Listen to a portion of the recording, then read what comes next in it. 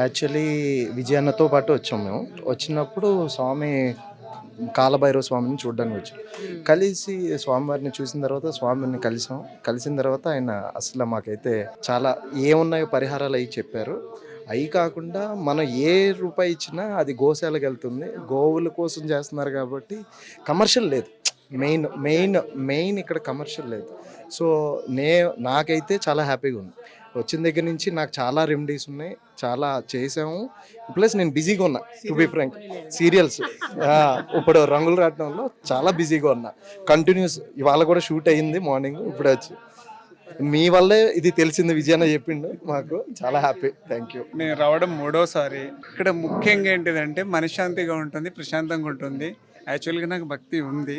నేను మీ సుమన్ టీవీ ద్వారానే నేను యాక్చువల్గా ఫోన్ ఇలా సర్ఫింగ్ చేస్తూ మీరు చూసి ఉంటుండే. చూసిన తర్వాత ఇది యాదగిరిగుట్ట నుండి ఇక్కడ ఎన్ని కిలోమీటర్లు అని చెప్పేసి మీ ఎపిసోడ్ ఇంకేమైనా 1, 2, 3లు ఉన్నాయా అని చెప్పేసి నేను వెతికిన్నాను. లేకుంటుండే కానీ ఇవే రిపీటెడ్గా చూసిన తర్వాత ఒకరోజు రావాలనిపించింది. ఇది మూడోసారి. 2 అమావాస్యలు, 1 అష్టమి. స్వామి ఇక్కడ మెయిన్ ఏంటంటే కమర్షియల్ లేదండి.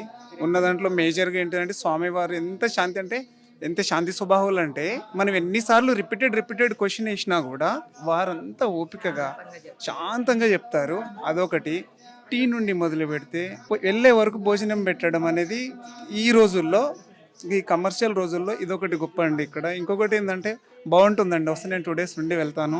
నాతో పాటుగా బాగుంటుంది అని చెప్పేసి మా మిత్రులు శ్రీకాంత్ రెడ్డి గారిని కూడా తీసుకొచ్చాను ఈసారి.